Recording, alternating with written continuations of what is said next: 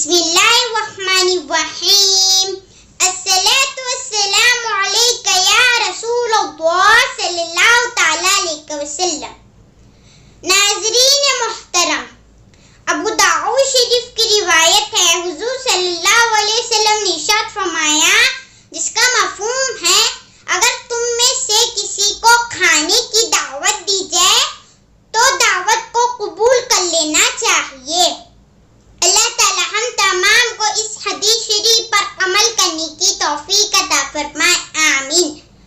मैं आपसे गुजारिश करता हूँ कि आपने अभी तक हमारे चैनल को सब्सक्राइब नहीं किया तो आप अभी हमारे चैनल को सब्सक्राइब कर दें और बेल बटन दबाना ना भूलें, ताकि आने वाली हर नई इस्लामिक और रूहानी वीडियो सबसे पहले आप तक पहुँचे।